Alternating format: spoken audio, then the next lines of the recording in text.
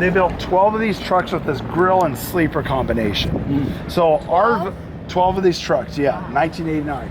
So Arville is the owner of Fibertech International, custom glass fender stuff.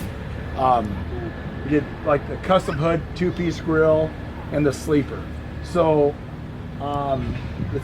so they built the truck in '92. It was called Surfing USA. It was a 336-inch wheelbase, which means it was 6 feet longer than what it currently is. So right now it's 288. So what's unique about this thing is on the grill and that, there are 1-piece windows, and Peterbilt didn't come out with a 1-piece window until 2007. So these windows are made by PACCAR, which is Kenworth and all that, and they're 1-piece windows on it. So in the back, I got where that little by the stack is. I got 40-gallon freshwater fuel or water system on the thing. It's a hide-to-bed couch. Everything is flex steel leather inside the truck. I got a swivel chair behind there. I got hardwood floors inside of it. It's got a fridge, microwave, freezer, and a sink in it. So yeah, 8-foot sleeper. They put the air conditioning on it many years ago, and then at the time, so this front tank was for his water alcohol because he pulled a drag car. He had 2 dragsters. He pulled from Maryland to Florida, and this is about east of Maryland. So the back tanks are fuel tanks, and the tank on the other side had a 5,500 watt generator on it. So it was gas, but they also ran his racing fuel in that tank too. So instead of carrying jugs, he just had a pump on these front tanks. It's brilliant. So anyway, so Fibertech had it to about 96 range, and then they sold it to an owner-operator after it was a show truck, because they used to have a surfboard on back truck. It's called Surfing USA. And it's a Volkswagen Bug, tangerine, orange, whatever type thing. So it's a Volkswagen Bug car. So the guy I got it from, from 97 till 2023, and when I bought the truck, it had 97,000 miles on it since it's rebuilt. So cosmetic-wise, paint's cleaning, you know, clear coat peel and everything, but it's a B model cap, mechanical, 13-speed. It just runs. It just runs. Wow. So like it had the running boards on it and everything. It had twin 5-inch stacks, but I put the 8-inch stacks on it. And then so on the back end, I'm changing some stuff here. So custom by Arville, that's the name of the guy. And then it had these skirts on, it's got glow lights. And what I did, I built this whole headache rack system, and I put a smaller generator in it. So what I did is got a 5th wheel plate on it. I got a B&W turnover ball hitch, all my travel trailer, whatever else. Then I got a bumper pull hitch back here, and then I'm all plumbed for my semi-trailer underneath there. But if I flip that lid open, I can pull a regular semi-trailer too. And then, like, I just ran out of time, but I got a bumper that goes around between here and that. And it was all air ride. And, how long have you had it? March of 23. So, but yeah, so it being 12 of these trucks made, it's already orange. It was cream and orange, and it just, I saw it, and it was really cool because I didn't have a mixed truck for sale. So I talked to the Van Dalen boys and family, said, hey, I got an opportunity to buy this truck. Would you be okay if I sell it? So they said it was okay. And then the guy said, I'll give you 1 month to sell your truck because my wife and I want this to go to you.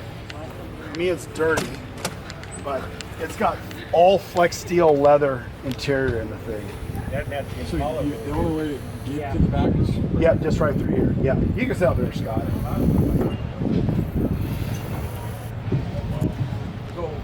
Does that fold out? Yep, sleeps back there. Take the whole family with you. So yeah, but it's like tilt telly wheel. I mean, air.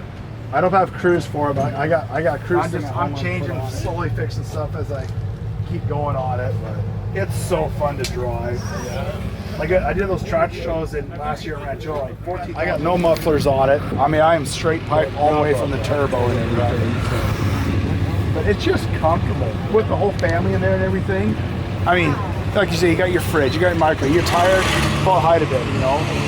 So then I start up the generator at night, sleep in it, air conditioning's going. Yeah, Massey Ferguson, because Massey Ferguson didn't have their own large tractor. This was in this was 60, and it was like the most powerful tractor made in 1960. Yeah. And if you look right, Oh, it's on the other. Oh, it's on the other side. Excuse me. You said a total of 200 or 502. 502. Yeah. So if you look right down here, it says Massey Ferguson, Oh yeah. but right there it says the Oliver Corporation. Okay. So it's made by Oliver, and they also made this in an Oliver version, which is that green one. There's one down there. Yeah. But then it's green, and the hood is different, and the seat is different. That's it. And so Massey came before Oliver, or Oliver? No, before? they both existed at the same time. Okay. It's just that Massey Ferguson did not have a near 100 horsepower tractor. Okay. And while they were developing their own large tractor, working on their own tractor, they went to Oliver. Already had one, and they went to Oliver. Go, hey, you make some for us, and we'll sell it to our customers. But you get a Massey Ferguson sheet metal here, Massey Ferguson seat, and Massey Ferguson color. Okay. Which I kind of like better than the green anyway. Yeah. But Same here. but it makes it a pretty rare tractor. Here's Oh, yeah. the fold out, the center, right from Sherry's magazine, since we were talking so much about Nice. Sherry. Yeah. Is that the one she pulled? Yeah, she pulled that one. Advertisement made by GM, but they're showing the Massey Ferguson tractor. And they made one of these with Super 99s as well. What year did they build them from? This tractor? Yeah. There's 15. I think they're all 59 and 60s. Okay. Not very many years. Out of the 502. Yeah, they ordered two as a test, to try them out, and then they liked them, so then they put in an order of 500. Yeah. Again, this was a very powerful tractor in 1960. Most of these were on the wheat fields, big wheat fields and stuff like that. Like in Montana, and they had these giant wheat fields, and they just couldn't get enough power, and that's why they started making like versatile tractors and stuff. They started. You'll see these tractors with, they took two tractors and mounted them together and things like that. But so all these ended up on these were not like row crop tractors, which you find in the Midwest, and where you grow corn and shit like that, and you drive over the top. These are for pulling big implements for giant wheat fields in Montana and stuff. And you said this is equipped with a turbocharger or a supercharger? Well, it's technically not a supercharger, but that's what this is. It's a blower. Okay. And it's a two-stroke diesel engine. Okay. And it needs the air blower. It does not even have intake valves. It's only got exhaust. The two-stroke technology in 1938. And at one time, this is a 371, which means it's 3 cylinders, 71 cubic inches per cylinder. Yeah. So there's 3 cylinders. But it's got air ports in the bottom of the liners and an air box that goes around the block. And this thing is pressurizing it all the time. Okay. And so when the piston goes down, it goes past these ports in the bottom, and after a power stroke, power, and then it goes past these ports, and the exhaust valves open up, and then the clean air blow in the ports in the bottom and blow the exhaust out of the exhaust valves out of the top, and clean air in the bottom. Okay. And then when the piston comes back up, it goes past those ports, which essentially closes off those ports and starts creating compression, so it can fire every single stroke. Gotcha. And what's cool about these engines is that they made them everywhere from a 171 to a they made a 1, they made a 2, made a 3. This is the 3. They made a 4. They made a 6. These are all inline. Yeah. They also made a 6V engine and an 8V, and they made a 12V, and they made a 16V. So if you went to GM and said, well, I need, in this case they go, well, we need about 90 horse. You got a 371. If you needed 50 horse, you might have got a 271. Yeah. If you went to a, if you needed 238 horse, you got a 671. An inline 6. With two strokes, they sound like they're revving higher than they are. Sounds like it's going pretty good. That's 1500 RPM. Nice.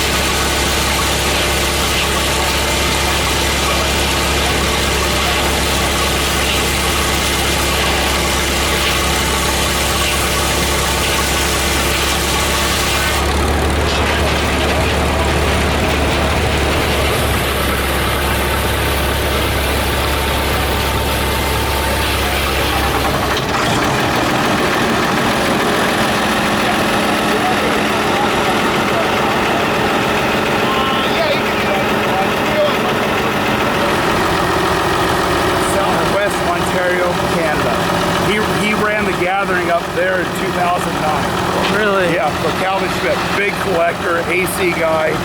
Nice. Calvin Darlene came down there, just celebrated 53rd wedding anniversary.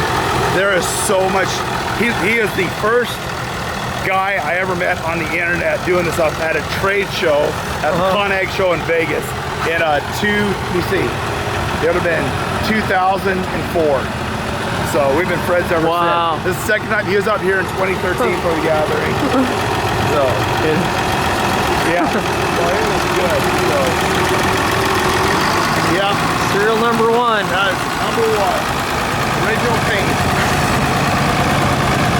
I put new wheels on it, did those, but all the orange is original paint. Wow. And Haggerty has praised it at $195,000. Wow. Yeah. So check number 3331. They paid $11,634.30 for the D21 and the plow.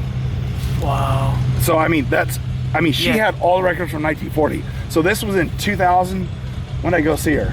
14. This is 2015. A year later, she went on hospice and passed away. 6 months later, went on hospice and passed away. So the time in meeting them, like I've known Jim for years. Yeah. But yeah, so I mean, so that's it coming down the truck. That's original dealership, which is now a New Holland dealer. So that's a picture on the railroad car when it came in. Yep. And just quickly on the video, can you describe the lottery story again? Okay, so back there, all the dealer meetings were in Portland, Oregon, because everyone could fly into Portland. Yeah. The main railroad line came to Portland. Yeah. If you had to ship stuff overseas, you had a port in Portland, Oregon area. So dealer meetings, they had a lottery for like a high volume dealer, and they put their hat inside, or a name inside a hat to see who win the D21. At the time, as far as I know, they didn't know it was going to be the first D21. It happened to be the first D21. So Bob and Jean Nixon, this is Jean Nixon, she's 93 years old in this photo. They were the original owners. So when I got this tractor, this was on the step, Nixon Farms. So I Googled it, sent a whole bunch of photos, sent a letter. 6 weeks later, I get a phone call for Betty Margaret Nixon, her daughter, who was 68. Says, yeah, by the way, my mom and dad bought the tractor brand new. So the chance of not only finding it on looking for a hydraulic pump for a D21 through persistency paying off, found out it was serial number 1. And so you made this ad want to buy? No, that was them. I just responded. This guy that had this tractor, he wanted to buy something. He wanted to buy a hydraulic pump. And so you replied to him like. So I replied to him, and so we just started talking. Well, you know, I don't know the serial number. You know, I've been using it for 22 years on the farm. I pull a baler with it, and then I just kept being persistent. Well, I'll find a serial number, you know. Yeah. And he said, where's it at? So I told him it's at, and he scratched 1 0, maybe a 0 and a 1. And it's like, so I called the national appraiser. I talked to 2 other friends that could keep it quiet. He said, what are the chances? I mean, there's no way it should have been Oregon. It should have been scrapped because there were some problems with the tractor when it left the factory. Yeah. And so I said, well, what's the difference between a $10,000 and a $100,000 tractor? So I had my buddy in Madras, Oregon, go over there, and he verified. He scratched the numbers, and it was 1001. The block is 0001. It's an original block. And then we made a deal. I let him set the price, and we came up with the deal, and I got it for less than $25,000 delivered to my door. Wow. And who would have thought? This is who would have thought? And then 9 months later, 11 months later, I found the last D21 in Henderson, Texas. Yeah. And I was able to make that deal, so I own the first and last D21. Yeah, it's crazy. It is absolutely crazy. But that's how it came in. Yeah. And they repainted it, but it was so bad, so I rubbed it by hand, and the photo on the other side, the photo of the tractor right now is all original paint.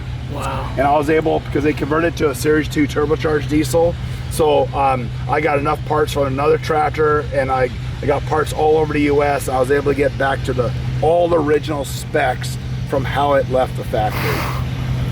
It's an unbelievable, I am so blessed. It should have never happened.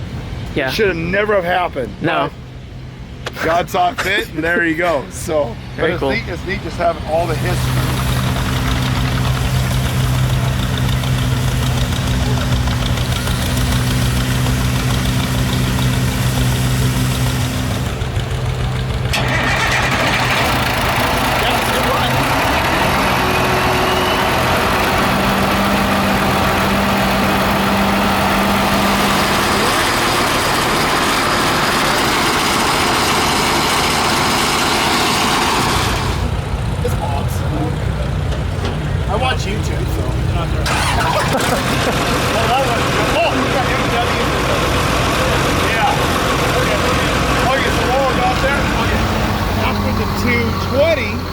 came out with the 210. A little bit more economical to build, a little bit less power, cheaper, but they only made 1,420 210 tractors. Okay. So they're more rare, but not as popular. But from the collectability side, to have a D21, 210, 220 is a really awesome. 1,880 220, and then they made 100 front wheel assists. And then D21s they made 3,500. Okay. So 69, 70, 71, 72, and then in 1973 they came out with 7,000 series tractors, and then the 8,000 series tractors. And after that, the company went bankrupt, and then sold it to Deutz, Allis, Germany, which is now all part of Agco, Massey, and all that. All right.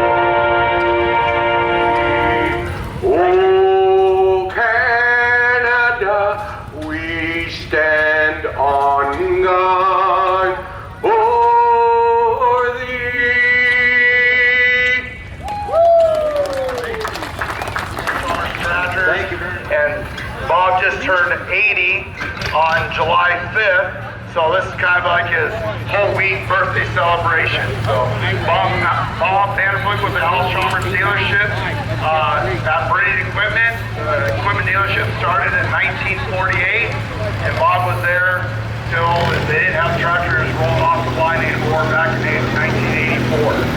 So Bob and Linda Vanderpool, a lot of them, we've got 42 tractors out here this year from their collection, and Bob has been very, very instrumental, not only to the local community, but literally worldwide with people from Canada and shipping items overseas.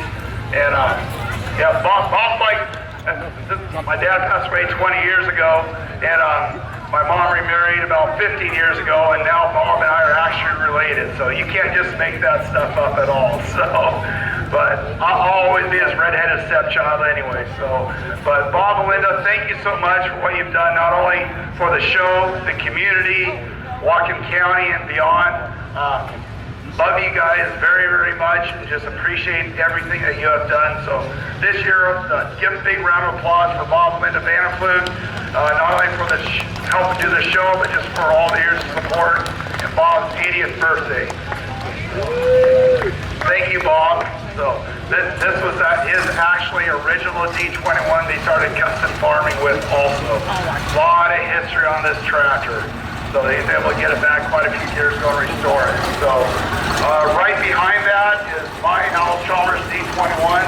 This is the very first Allis Chalmers D21 to roll off the assembly line, July 6, 1963.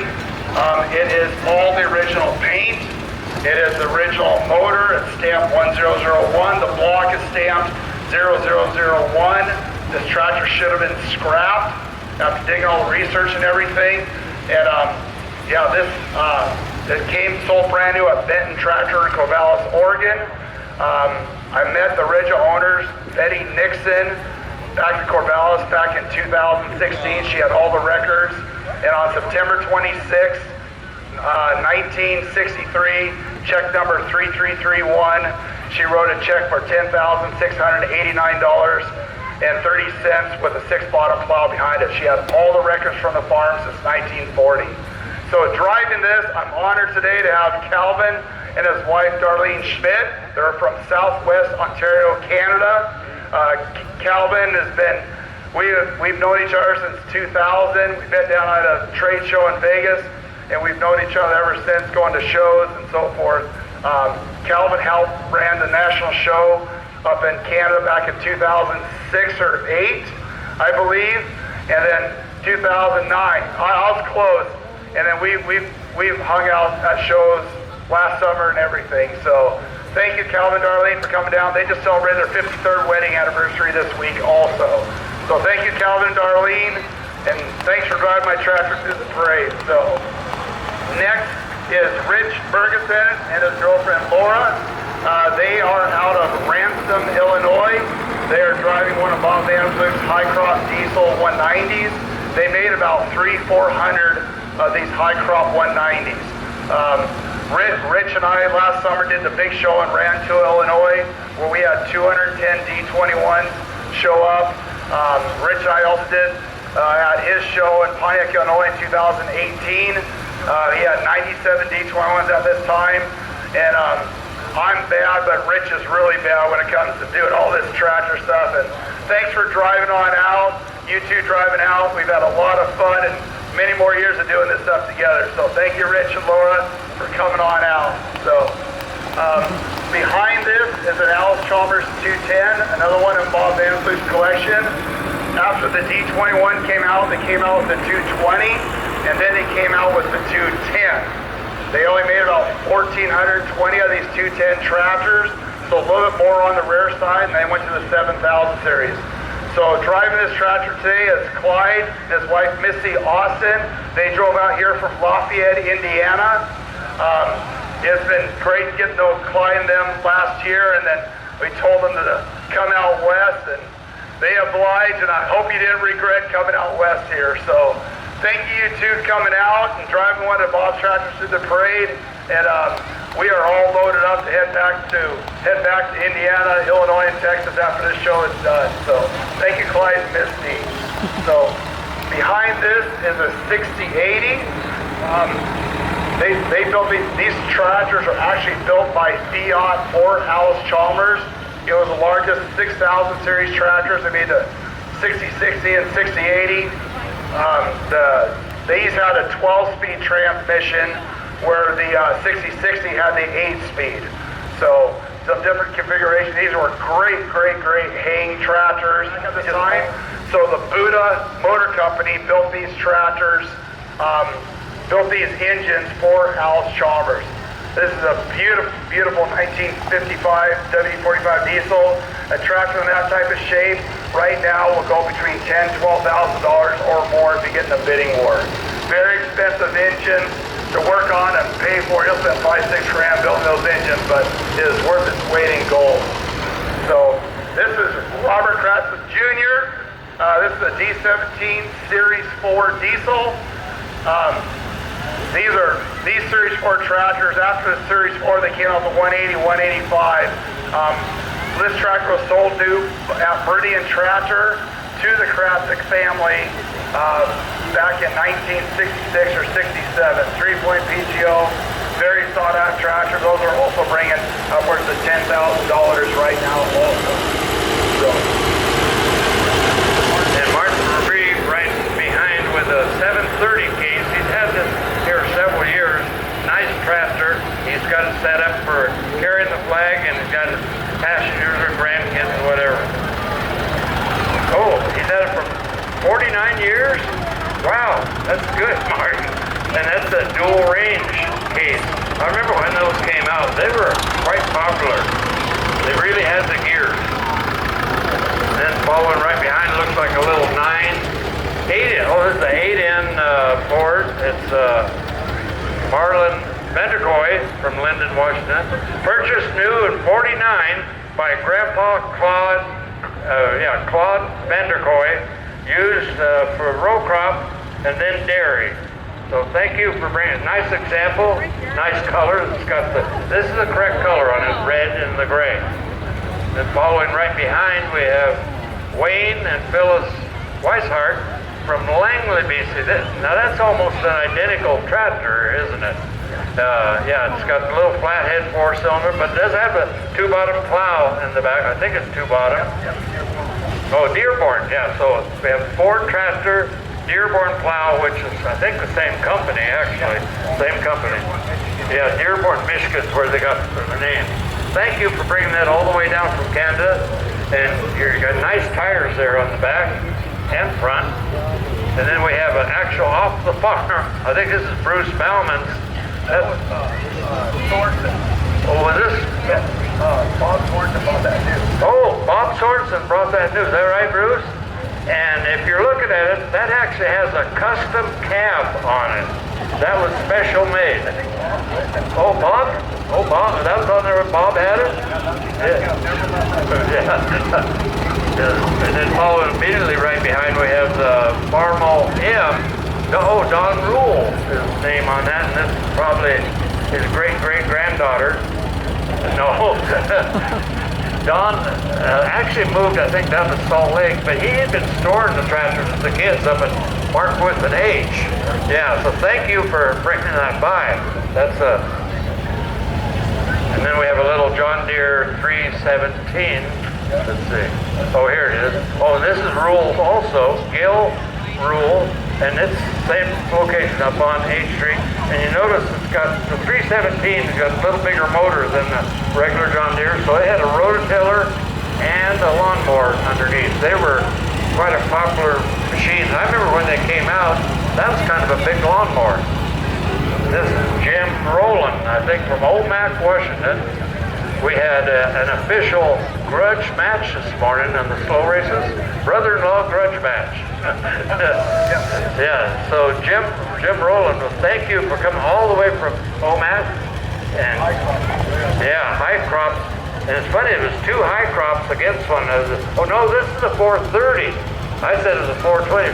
His brother-in-law's tractor is a 420. This is a 30. The only difference really is the hood is a little different shape on top of the hood. Then we have a green Model M John Deere following right behind. This is the one I think was replaced by the 420 and the 320. They were made from, about 1948, something like that, all the way up to about 1956. And they were solid green from one end to the other.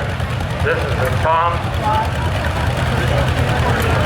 Oh yeah, Bershauer. Tom Bershauer from, where's Tom from? No, it doesn't say here on the paper, but it's got wheel weights on the back. Thank you, Tom, for bringing that through. Then we have another, this is a John Deere, it's an MC. So that's an M right in front of you. And then the one behind is an MC, which is an M crawler. It's got the little blade on it, and they were quite popular.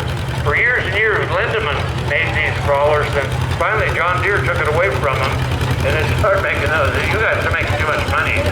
So John Deere got into it with the M. And then followed my neighbor here with the baby.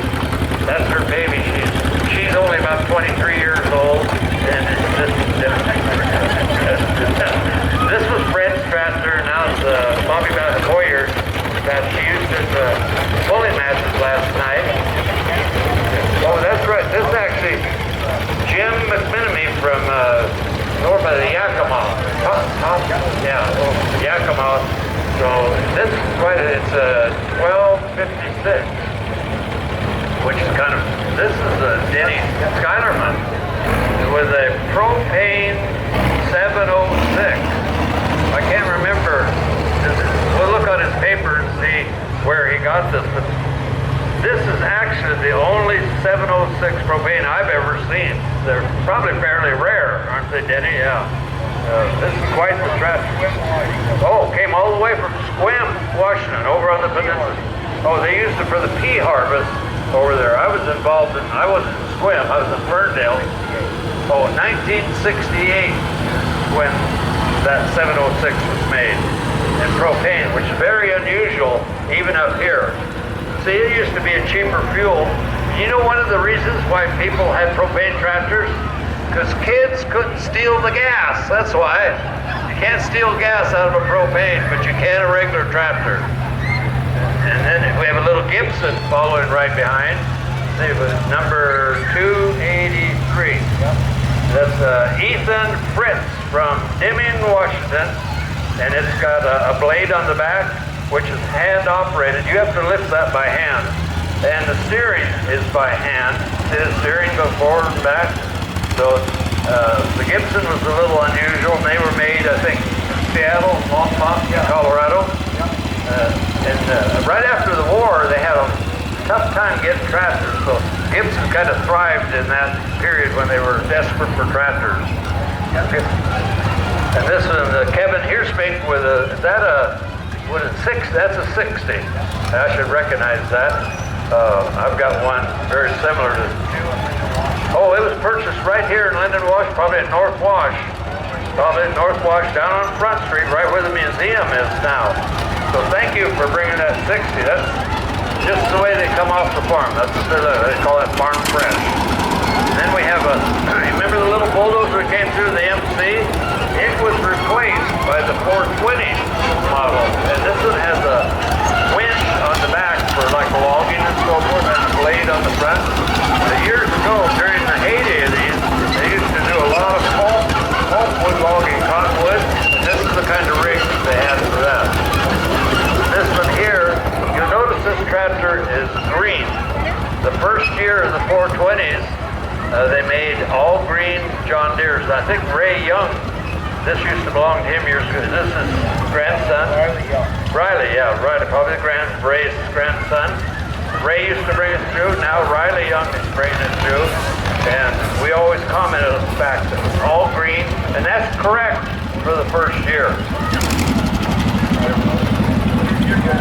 Oh, Gary Friend, he had, let's see, I think, did you have this tractor on the first day of the slow polls or not? You did, yeah. He brought this through. We have the slow races at 9:30 every morning, and he used this tractor for the slow races. It's quite nicely all painted up and restored. Oh, yeah, it said sold new to Andy Zelstra. He lived by the Sunrise Grocery. He put Sunrise Grocery, yeah. He's one of the Zelstra brothers. And same families had the tire company in Linden. 1942 BO Kyle Hoffman from Cedar Woolley at the wheel. Notice the part. Yeah, it's really clean. See on top of the hood, all the instruments are sloped. That's so the branches on the fruit trees, apple trees, don't catch on the instrument. And then we have Carol Smith. Yeah, I recognize Carol. Got 1936 BO. Her husband is splitting shingles over here in the woods, and while she's driving a tractor through. Oh, there he is. He's away from the shingle mill. Is this the tractor you use for the shingles? Here. So yeah, it is. So this is the wife in the front, Scott Smith. Yeah. Gene Crabtree, he lives just actually from here, about a mile or so south, down on Main Street in Linden. So he bought this new from North Washington, 1954. That's the same year Johnny Van Dalen bought a 60, yeah. And then following right behind, we have a 720. This might be that's Jim Sorensen. He was in the slow race. I don't think he had, maybe yesterday you might have had this tractor in the slow race. Jim Sorensen, Mount Vernon, Washington. He brought his granddaughter up, who actually is following right behind him. That's Carly. And she took all the guys, she beat up on all the guys this morning. It was great. She's tough. She won both days. So that little 420 is going to be a toughie to beat. I'll have to ask Jim. I don't know what model this is. They made utilities and high crops and all. I think they made about 10 different 420s. I don't know what that was called. So Katie on the 220, that's that rare one. They didn't take very many 220s. So thank you, Katie, for that. And then we have a 317. So this Callan, okay, on the 317. That was similar to that one we saw go through with the rototiller and the mower underneath. Then we have another 317. These are popular. Oh, this Caleb has the controls on this John Deere. Yeah, they were popular. One of the reasons was they had quite a bit bigger engine than the regular John Deere, so they would handle a 3-blade lawnmower. This one here, take a look at it. It's a Lamborghini. It's from Italy. Same company that made the cars. And they actually made tractors first. And then they went to Ferrari and asked them for a car, and they said no. And then Lamborghini said, well, we'll make our own then. Oh, this comes from Fresno. On the ranch down in Fresno, I've driven by. There's a lot of ranch company. That San Joaquin Valley. And this is Shelley. Oh, Shelley's driving it for Keith Boone. It's an MTA, an experimental model. That's the AM with the torque amplifier transmission. They experimented that year, and then the following year, they went into full production. And so this is an experimental model. Oh, it is. If you guys want to get in the tractor game, you can get a real rare MTA. That one Shelley driving, it's got a for sale sign on it. And then from down in Skagit County, the 2-cylinder, this is Paul Heeb with a BO, and I think it's a 37, maybe 37, 34. Oh, 36. Yeah. The hood, you see the hood has the gauges all protected, and the driver's seat is extra low on the BO model. Notice the tractor right behind. See how high the driver is? And you look at Paul, they have you low so the apple branches don't smack you in the head. And this is Dennis Jensen from the Cam Road. That's just over east of Linden just a little bit. A great big 80. These are somewhat rare. I don't know how long they made them. I don't know if they made them for a whole year or not. Yeah, in the number series, that's the largest of the diesel. They took the place of the R. And then they went to the 820, then the 830. But they only made this for 1 year, and it got stuck to collect because they're pretty hard to find. Oh, it did come out of Montana, though. And this here is the G. See the smokestacks on top? They're side by side. One's air and one's exhaust. G is the only one with a side by side smokestack. So even though you can't see G on the side, oh, this belongs to the Bukich family. They come all the way from Auburn.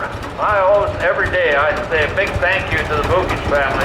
Can you imagine loading the tractor up in Auburn? And following right behind is Arlen Allman with the 2 little ponies. Oh, Arlen's got the camera up here. He's not on the seat. Arlen's got the camera. These are his little ponies. And he has a lot of times downtown Linden during celebration, and he gives rides. I think he's giving rides here at the grounds, if I'm not mistaken. Then we have a 70, and this is part of the Bukich family too. It's the big diesel 70, come all the way up from Auburn, Washington. Big thank you to you guys. This is not the first year they've done it either. And then following behind, we have the Farmall H, is one of the most made tractors in the world. I think Ford made 500,000. Yeah. They went from 39 to 53, and maybe over a million. I'm not sure. Way over. Yeah. So, this is from the Don Rupert over in Blaine. That's where it came from.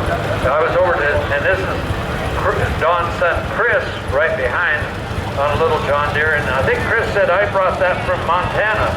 I remember going with a friend in Wood, or Grandpa passed away, and we picked that up and brought it back. You know, going to Montana is a long ways. So it's Texas. We have a 102 Cadet, and I recognize it. Phil Edwards at the wheel there. And are you our slow race start man? Yeah. So yeah, he is. He's the one that tips the hat when it's time to go. This is Scott DeBreeze with a Model H, Model 48. I had a 49, and they're absolutely identical from 39 on up. Read the serial number. It's not running over the top because that bear keeps drinking it, so it never does get it full. The bear drinks it fast as that pump goes. And then Keith Boone is on a H. No, this is an MTA. I'll see. I'm going to look at the bottom and see if it's for sale. His other tractor that was for sale, wasn't it? Yeah. Yeah. I heard a guy say that. He says, you don't know it's for sale, but it is for sale. So thank you, Keith. This is a rare, this is an experimental model. Not this one. The other one. The other one was. I don't, is this the first year or not? Oh, not this one. So I know the H was the first year.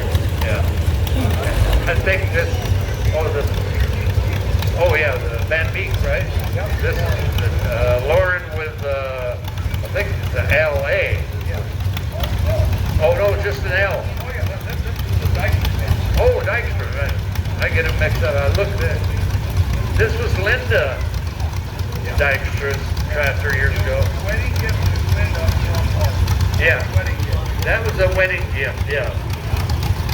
Yeah, from Mark to Linda. And it's always in just near perfect condition. But it is an L.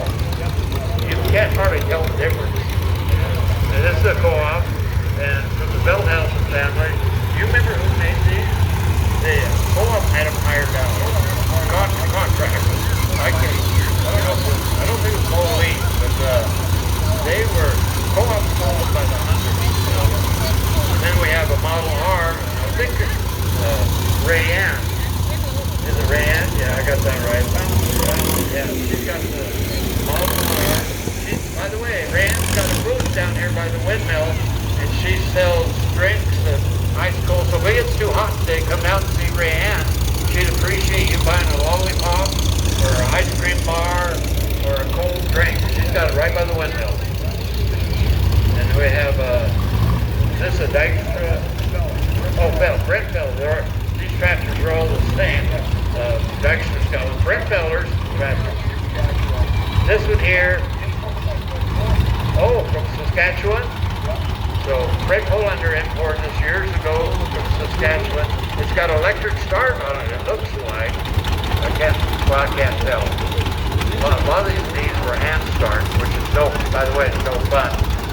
And we'll have a little Farmall 140 following right behind. They were about 1963, 66. This is 1966. It's got a carry-all in the back for passengers. It's got a hydraulic lift. This is Cameron Razor. Razor. From Burlington, Washington. Thank you for bringing it all the way up from Burlington. Appreciate that. And this is a Ford 8N coming up the trailer. I want to make a comment. This is a trick that all of us pulled in high school, and it's Ben Lawson, from Surrey, BC. Notice it's is this an 8N? Yeah, it is an 8N. When we had these tractors in the shop, back in the day, when the tractor companies changed colors, and Ford went from red to blue, you could get a brand new tractor just by spraying a different color on. And we did a lot of that. Oh, I know Squeak. This is originally owned by Squeak Rosendahl. Squeak, he was a painter, a professional for years and years. He started out at Linden Ford. This here, is this that's not the internet, it is? Oh, the International Auto Wagon. I think I read in the magazine, these were the first pickups, the first truck. They had the high wheels on them. They liked the International because they didn't get stuck in the mud. They had the big high wheels. So the very first was about 1910? 1910. That's a rare machine, and it's in good shape. Owned by the BC Pioneer Truck Society. I was up to their museum a few years ago. Yeah. And then we have a Shepherd. I don't know if Darryl ever knew Clyde Green, but he had a 4-cylinder Shepherd on it. Oh, Soap Lake is where it came from. In 1949, it went by rail to the Palouse area, down by Pullman and south of Spokane. And we have a little Oliver, maybe a 60 or 66. We'll take a look here. Oh, no. Paxton Klein at the wheel, Oliver 60. That was one of Oliver's smallest tractors. And then, see the passengers, the girl in the green shirt and the girl in the purple. They're the dairy ambassadors here today at the showgrounds. They'll be handing out some dairy products and some little prizes. And they're riding on quite a rare tractor. That's a 1950, which is not a date. That's a model, and it's a front wheel assist, which is probably not even 10%. What year? 59? And it has a Detroit, maybe a 4-cylinder in it. Yeah, 4. That's quite rare. Almost all of them are 3-cylinders. This is a 4-cylinder. And what's really rare on this tractor, it's got a muffler. Very rare. You bet. Front wheel assist, 4-cylinder that brings big money and they're so rare. And see, that's actually quite old. What year? That's that's my neighbor's tractor. He sold it to Debbie Dykstra. Richard Millett had that down in Custer, Washington, and they brought it up here. And Mark Dykstra owns the 88 right here that's coming through. I love this paint scheme with the red, the yellow, the green. They really knew how to advertise it. This is my neighbor, who, by the way, is quite wealthy. She was in the straw pile yesterday, and her pockets were full of money when she got out of the straw pile. See the big smile on her face? Shelby. And then this is her nephew, I think, following, it might be Waylon. That's the wheel. Is this Waylon? Waylon, okay. And then we have an auto car. What year? We don't have a number on it. 40s? 311. What kind of engine? Gas. When they say a gas engine in an auto car, the other name, the slang name for it is a toilet. So that carburetor. Yeah, 4 miles to the gallon. And something I don't know if Darryl's ever seen. I worked down the head of auto car, and they had a fan belt that ran between the wheels, and that meant they had power to all the wheels to meet state regulations. Have you ever seen one of those? And of course it slipped to beat the band. Phil Perry on the little, is it 51. It's the little Cub, isn't it? Yeah, little Cub. How many horse? 12. They had it, believe it or not that it matters, they had a different size power takeoff on the back. So, and here's the W4. Don't have the number on that. That was they made a lot of these during World War II. And I think they used some of them around the airports, the military bases too. The W4 all the way up to the W9. They had them in airports for military. And we have a little for sale farm coming up. See what model. This is what, a 200, 100? Oh, 130. Yeah, I see the number. So 130. This is Jim, Kim, Levi, Morrill, Jim Galen's grandsons, so forth. So, yeah, this one here is for sale. I don't know if Jim owned it or not, but all the grandsons were Jim Galen's. And this is it's got a little hydraulics on it, and then we have an Allis Chalmers. And this is also the Morrill from the Morrill family, the WD. In 1950 is when this one came out. It came from Grandpa Galen. And this is one of the Galen grandsons, the twin, Levi and the other one. I can't tell them apart. Nobody can, so I don't feel bad about that. That's a nice tractor, the 50. And you see those cultivators on, you think, well, that's nice for cultivators. Those are extremely hard to find nowadays. Oh, that came from the Crabtree farm. And this is our flags that came through this farm for the Great Phillips, for the national anthem, and then following right behind him.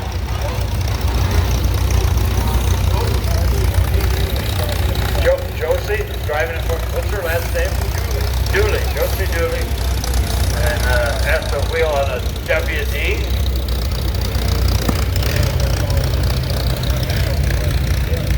The same girl. 1952 WD. I think they quit those about 57. 57. Yeah, D series after that. And here we have a case Model D. I had 1941. Mine said DI on the side of it. It came from an airport. They had a big engine in these. Because that's a good. Let's say what year this 50. What year that's from is, I'm not sure. Probably about 1950, something like that. Oh, Matthew Felix following right behind with a little International 140. We've seen a couple of those now. They got hydraulics on them. I like that. That's got a good set. Wonder what year that. Oh, it doesn't say. tractor, and it came, what year? 64. Oh, 64. Yeah, that's a nice tractor. And got good rubber on the back there too, front and back. A nice little tractor all the way around. I think, and they did have hydraulics on them too. That was good.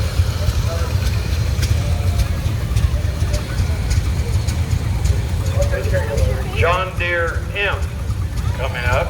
We'll see who's at the wheel here. Vandergeesen. Oh, Jim Vandergeesen's tractor. Carter Breland at the wheel. I went to high school with Jim Vandergeesen. Yeah, I did. Yeah. So, and then we have a little, looks like an L or LA, probably LA. Oh, that's also belongs to Jim. We don't see Jim here anywhere, but he's bound to be around. Jim Vandergeesen.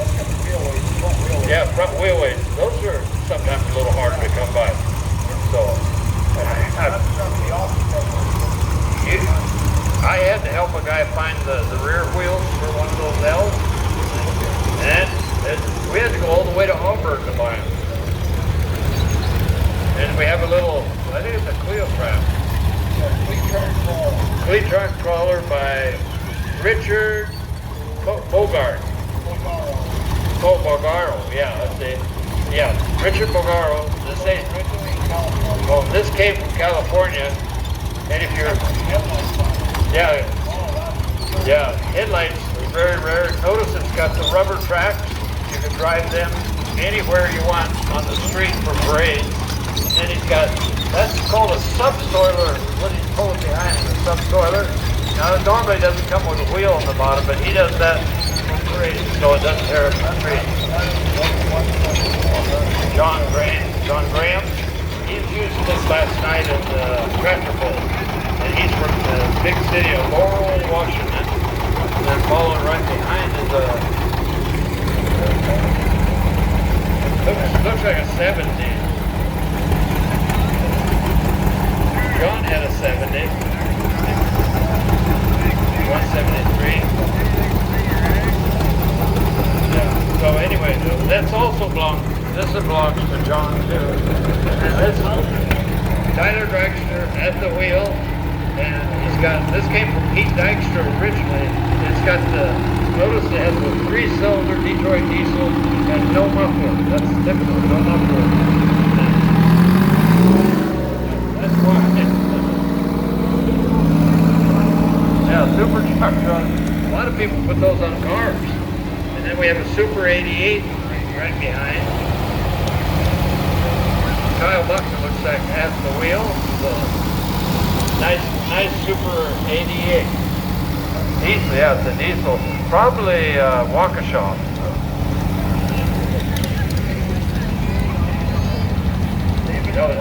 This is David Brock, and that's actually a special lawnmower. I think it's got a stretch hood with 2 motors.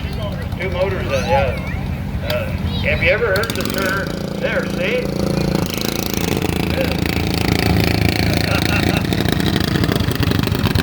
The reason he has 2 motors, you've heard that phrase, more is better.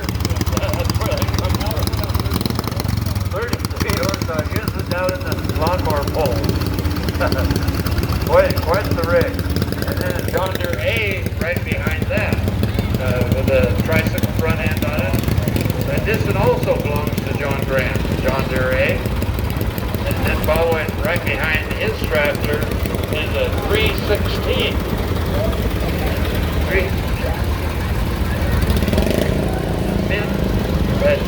Looks like Jackson Mim from, it doesn't say exactly where from, from Receipt. I see Bellingham, yeah. And we don't allow them. Yeah, see, that's a 120, yeah, late 60s. This tractor was made probably in maybe the mid 60s or late 60s. Yeah, that's right. Yeah, late. This is an 80 John Deere.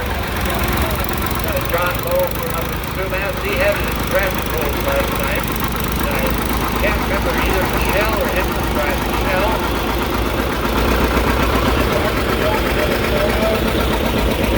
Yeah, built in Minnesota, shipped to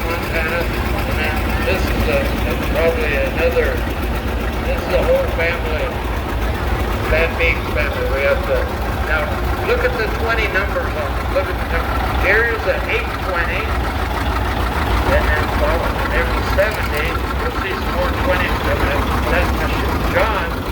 Michelle's his sweetheart. Oh, that front one sold in Alberta. And then another Van Beek on a 420.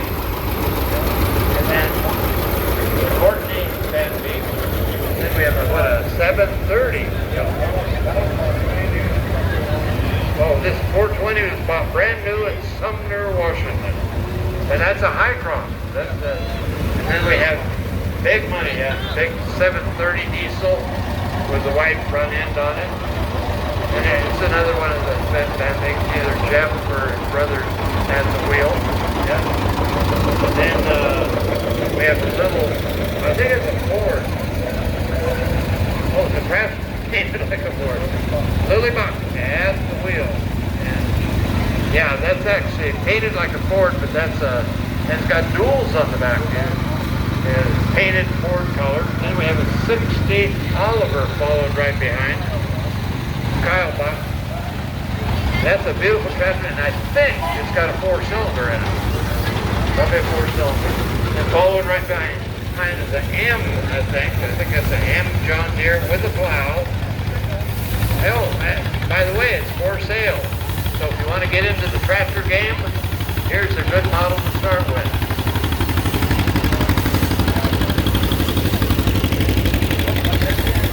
Yeah, this is the Jeff Kinch and family's new Minneapolis Moline, and this is the granddaughter, and then grandma walking behind. Jeff had this in the bowling match last night. Boy, this little girl, she's learning young. Yeah, she can wave and drive all at the same time. Then we have a G coming up. Oh, this belongs to John also. Needless to say, John's not on every one of them, so he was at the very beginning. And oh, this is the one that was bought in Montana by Bob Sorensen, who has a sawmill down there and brought out here to Linden, Washington. We have a little Allis Chalmers with Wiley Post with a 460 Allis number. Yeah, really nice. I don't see the age on it. Yeah, about 1970 roughly for that little Allis Chalmers lawnmower. These actually, I think, came from Montana, and they had a special hitch on them. In those days, you could not buy a real big tractor. So this hitch was built so that you could double your horsepower, still have one driver. And this, by the way, this is for sale. Like, it was not the same. It used to be here, here's big, here's big. It had this. He's had it here for several years, I think. Last time I saw it, it had a sale sign on it. First piece of John Deere. They doubled them up for double the horsepower, and here's big here Linden has it for sale. Then we have a Farmall M with this is quite rare. It's got John Deere weights on it. Farmall M. That's quite rare. And you have we could have had that flag today. Oh, Drew Feller, yeah. I see him normally on a John Deere 50, I think. But see that flag, we could have had that for national anthem, and then following right behind there, a little rumbly oil pull. This is a small one. It's got crushed steel frame on it. Some of these, oh, that's 1925. How many homes have they burnt kerosene and they have oil in the radiator? Must be getting close to 12 o'clock. Might be the whistle blowing. Yeah, 12 o'clock is the whistle blow. Let's know it's almost lunchtime. Yeah, Eric Burton. And this model here is a 1428. For any of you that don't know, that's 14 horsepower on the drawbar, 28 on the pulley. And some of these you can see where the red sign up on the radiator. They're from the Pete Dykstra family. And the radiator's full of oil, so don't freeze. And the motor burns on kerosene oil. This one here is a 1920 and the 1630. It's the the Pullman, Washington, south of Spokane. A lot of these came from eastern Washington. He got them, and he didn't paint them. Kept them just the way they came out of the field. This one here is a 2040. That shows you how they change different sizes, different horsepower. This is the 1920. There might be one coming through here. It's got one cylinder. I didn't know Rumley made a one cylinder. Fred Pullen, so I got it right over here. So we'll see it when it comes. This one here is a 3060. That's the next biggest size. And he's converted the back wheels for a freight tractor. It's got rubber bolted onto the rear wheels, so you can go on any street. So this one here's a 1927. Now we got another one coming right behind. See, the rear wheels on this one are not set up for going down the highway streets or the streets of Linden or asphalt, because it's still got the grousers on it. You can hear it putting away.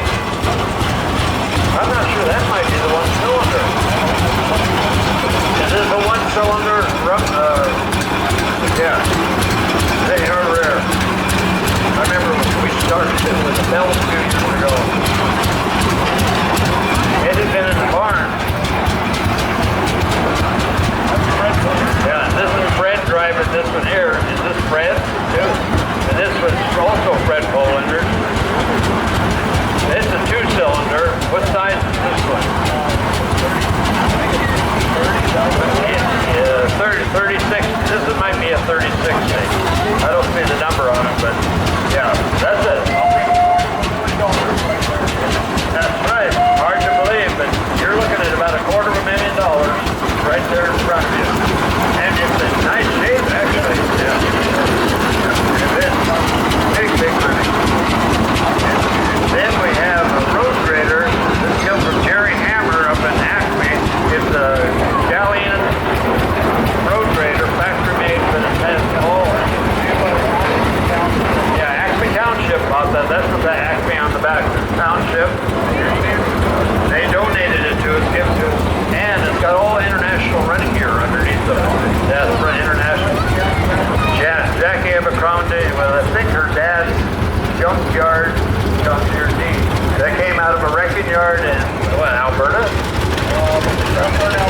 Yeah, and he pulled it out of a wrecking yard up there and put it all back together and did a fine job. And I'll tell you, over the years, we've had so much fun with Jackie. She races with that. You sit here with it turned off, you run, you try and start it, hop on it, and run out. Eddie Handler from Tacoma, Washington. Silver King. Now I'm not certain, but I think this was a Plymouth automobile, and then they want to make a tractor, then they went to Silver King after the Plymouth. They didn't come out with a Plymouth tractor. Rare. Yeah, very rare.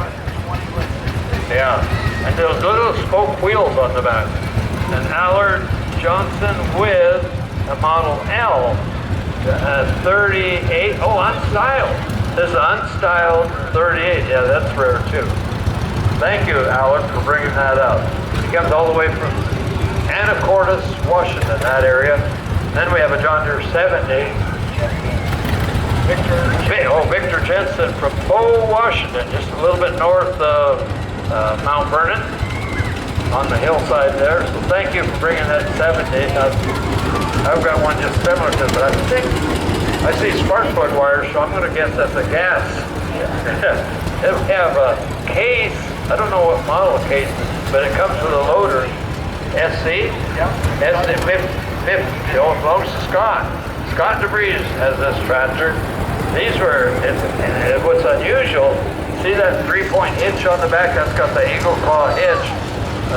They were one of the first tractors after Ford to have that hydraulic lift. This was a North Washington implement truck. So if you've ever seen a John Deere truck, this is it. This is what they look like. Oh, it's for sale? Yep. And by the way, do you know what color that is? John Deere wheel yellow. Oh, really? It is. That's John Deere wheel yellow on there. And then following behind is, this is the club. Yeah, this is the club tractor here that was donated by Ted Spolstra Ford, about a 1913, I think. Their case. Can you believe that? Ted was about 100 years old. He gave that to us, and we had to do a few repairs on it to get it up. Now it's basically in perfect condition, owned by the club. We say a big thank you. He is 100 years old. He sent some of his other tractors all the way back to Indiana to sell, but he was nice enough to give us that one. So even though Ted's not here, you can probably see us. We say thank you, Ted, for your generosity. A lot of 1916 for this case. That's getting near the end of the steam tractor era. And then we have another case steam tractor. This belongs to Matt Montag. He's the proud owner of this, and it's pretty good size. 1911. Okay, and 45 horsepower, and all the wheels are on rubber. See that? Yeah, that's for parade purposes. You go downtown Linden on the main street, you can drive it with the rubber wheels. And then following right behind is a Buffalo Springfield steam roller made by two different companies. One made the motor and one made the tractor. And these are very rare. 1910? 1910. Yeah. Astoria Roadworks had this for building highways. And whoever had it down there did not want to scrap it out. And they kind enough to come up and give that to us. And you'll never, that's the first one I've seen. And I've never seen another one, ever. They are rare. Oh, this is Fred. Fred Polander was in a movie just a couple months ago from Hollywood over in Spokane. They couldn't find a steam tractor for the movie. They came all the way to actually had Fred loaded up, take it all the way to Spokane. He was in the movie, and then he brought it back over here. This tractor, this movie. Yeah, Montana for logging, and that's what the movie is about, logging. So when I see Fred, I'm going to ask him what the name of that movie is. Tell us, Darryl, a little bit about the one-ton Dodge. Braden Phillips, 1948, one-ton Dodge Dewey.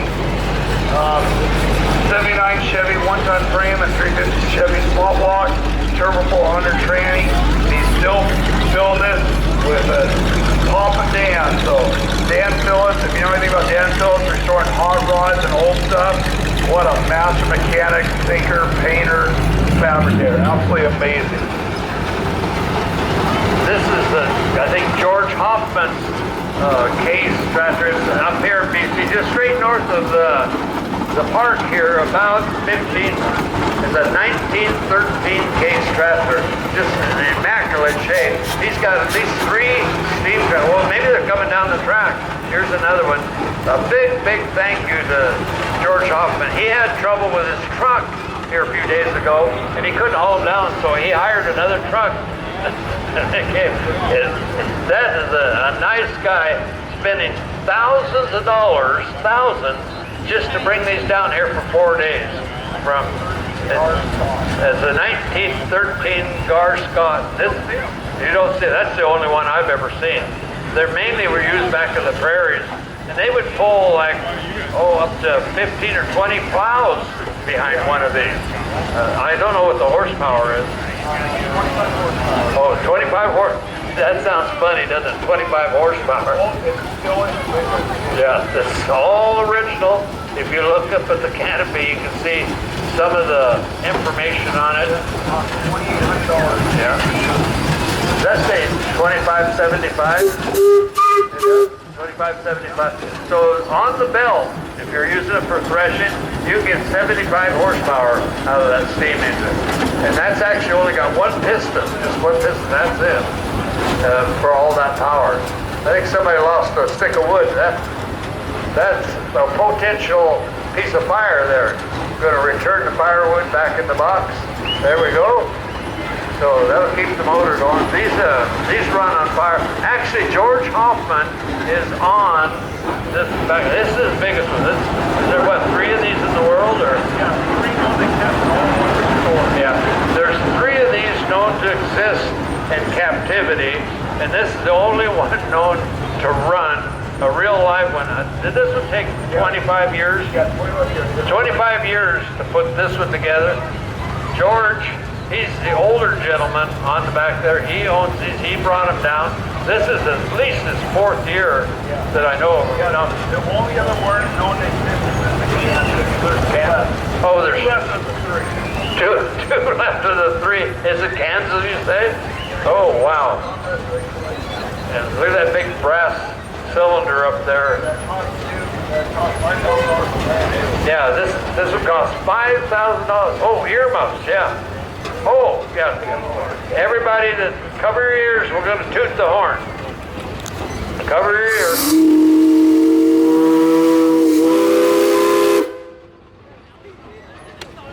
There we go.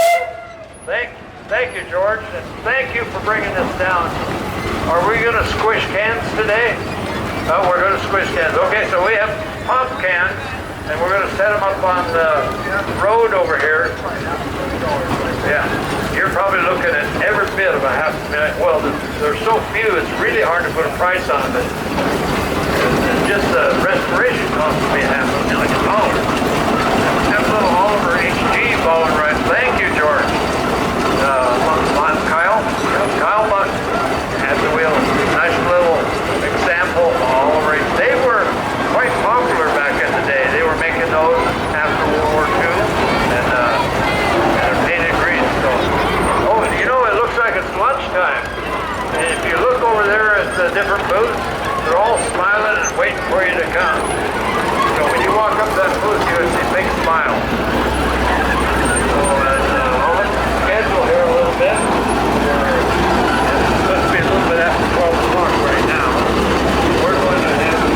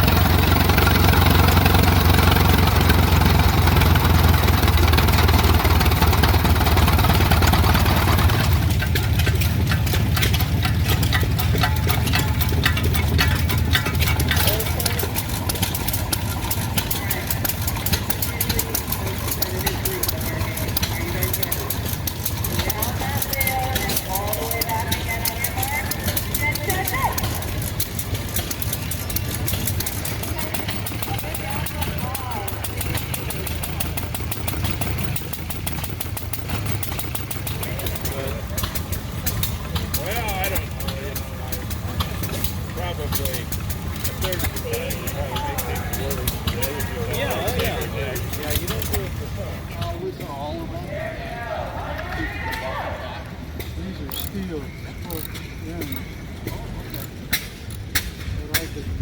I like it.